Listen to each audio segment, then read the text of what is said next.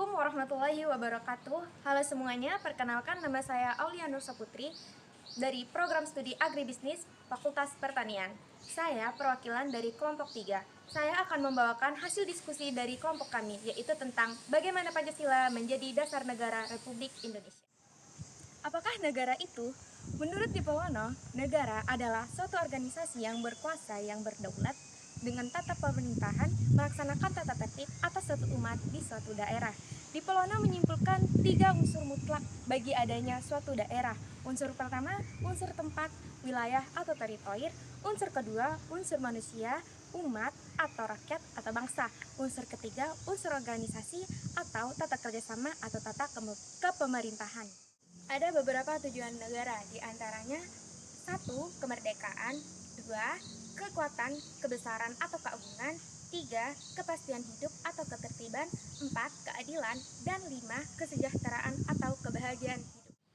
Istilah dasar negara memiliki makna yang identik dengan ground norm, norma dasar, Rechtsstaat, cita hukum, Staatsrecht, cita negara, dan philosophische Grundlage atau dasar filsafat negara.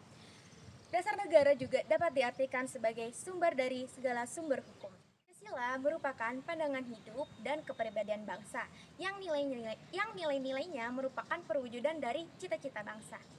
Dengan adanya Pancasila, maka bangsa Indonesia akan mudah terhindar dari adanya perpecahan dalam kehidupan bermasyarakat.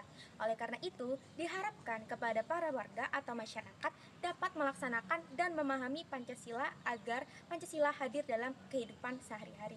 Ada beberapa kegiatan sederhana yang bisa kita lakukan nih teman-teman. Contohnya adalah kegiatan gotong royong dan kegiatan saling tolong-menolong serta menjaga satu sama lain. Dengan kita melakukan kegiatan sederhana ini, kita sudah membuktikan atau menggambarkan bahwa Pancasila telah hadir dalam kegiatan sehari-hari kita. Secara yuridis ketatanegaraan, Pancasila merupakan dasar negara Indonesia, sebagaimana yang terdapat dalam pembukaan Undang-Undang Dasar Negara Republik Indonesia tahun 1945, yang kelahirannya ditempa dalam proses kebangsaan Indonesia. Pancasila memiliki 2 kepentingan. Yang pertama, Pancasila diharapkan menjadi pedoman dan petunjuk dalam melaksanakan keseharian hidup manusia Indonesia, baik dalam berkeluarga, bermasyarakat, maupun bernegara. Yang kedua, Pancasila sebagai dasar negara, sehingga suatu kewajiban dalam melaksanakan tatanan kenegaraan, baik yang meliputi bidang politik, hukum, ekonomi, dan sosial masyarakat, harus berlandaskan dan bertujuan dengan nilai-nilai Pancasila. Ada beberapa sumber-sumber sosiologis. Yang pertama, nilai ketuhanan sebagai sumber etika dan spiritualitas. Yang kedua, nilai-nilai kemanusiaan yang bersumber dari hukum Tuhan, hukum alam, dan nilai-nilai sosial yang bersifat horizontal. Yang ketiga, nilai-nilai etis kemanusiaan harus mengakar kuat dalam pergaulan kebangsaan yang lebih dekat sebelum mencakup pergaulan dunia yang lebih luas. Keempat, nilai ketuhanan, nilai kemanusiaan, dan nilai serta cita-cita kebangsaan harus menjunjung tinggi kedaulatan rakyat yang dipimpin oleh hikmat kebijaksanaan. Yang kelima, nilai ketuhanan, nilai kemanusiaan, dan cita kebangsaan serta demokrasi permusyawaratan itu memperoleh artinya sejauh dalam mewujudkan keadilan sosial. Politik Pancasila merupakan suatu proses pengambilan keputusan dan kebijakan yang harus dijiwai oleh nilai-nilai Pancasila, karena Pancasila mempunyai nilai yang sangat fundamental sebagai dasar filsafat bangsa Indonesia, sebagaimana yang terdapat dalam UUD 1945. Nah, kasusnya ini kita bisa lihat teman-teman pada saat proses kampanye partai politik nih. Kita di proses kampanye partai politik ini kita harus menjunjung tinggi nilai kemanusiaan, yaitu dengan menjaga keharmonisan serta kerjasama dengan tim dari partai lain agar tidak terjadi kerusuhan atau perselisihan yang tidak diinginkan. Pancasila disuarakan dan digemakan sebagai dasar negara Indonesia pada tanggal 18 Agustus tahun 1945. Dan berdirinya negara Republik Indonesia ditandai dengan dibacakannya teks proklamasi pada tanggal 17 Agustus tahun 1904. Dilaksanakannya dekret presiden, Indonesia kembali diganggu dengan munculnya paham lain. Pada saat itu, sistem demokrasi liberal ditinggalkan dengan perdebatan dasar negara di konstituantel berakhir dan kedudukan Pancasila diperkuat. Namun, momen ini dimanfaatkan oleh mereka yang ingin mengembangkan paham haluan kiri atau komunisme. Puncak tragedinya yaitu peristiwa pemberontakan G30 SPKI yang menjadi pemicu berakhirnya masa pemerintahan Presiden Soekarno yang kemudian dilanjutkan oleh Presiden Soeharto.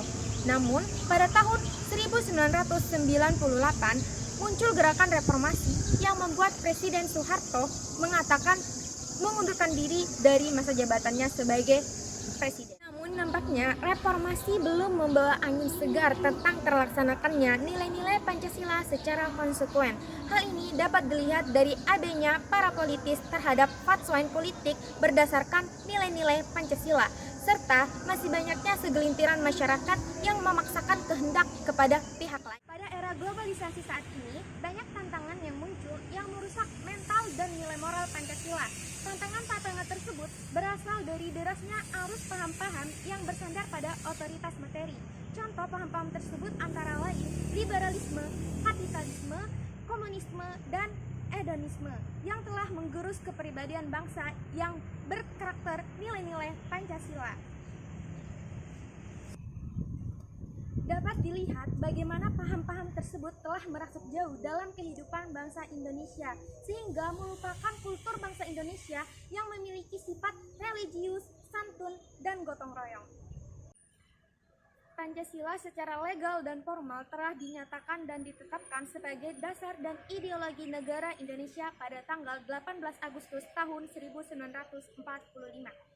Menurut pasal 2 Undang-Undang Republik Indonesia Nomor 12 Tahun 2011 tentang pembentukan peraturan perundang-undangan merupakan sumber dari segala sumber hukum. Menurut pasal 2 tersebut menyatakan Pancasila sebagai dasar dan ideologi negara Indonesia serta sekaligus dasar filosofis bangsa Indonesia. Menurut pasal 2 tersebut telah menyatakan bahwa Pancasila sebagai dasar dan ideologi negara Indonesia, serta sekaligus dasar filosofis bangsa Indonesia, sehingga setiap materi muatan peraturan perundang-undangan tidak boleh bertentangan dengan nilai-nilai yang terkandung dalam Pancasila. Ada dua pendekatan dalam memahami Pancasila sebagai dasar negara. Yang pertama yaitu pendekatan institusional, merupakan mewujudkan atau menyelenggarakan negara yang berdasarkan pada rata nilai Pancasila, sehingga negara Indonesia memenuhi unsur-unsur sebagai negara modern yang menjamin terwujudnya tujuan negara dan terpenuhinya kepentingan nasional. Kedua, pendekatan human resource. Human resource ialah pendekatan yang terletak pada dua aspek, yaitu orang-orang yang memegang jabatan dalam pemerintahan aparatur negara yang menjalankan nilai-nilai Pancasila secara murni dan konsekuen dalam memenuhi tugas dan tanggung jawabnya. Sehingga formulasi kebijakan negara akan menghasilkan kebijakan yang memenuhi kepentingan rakyat.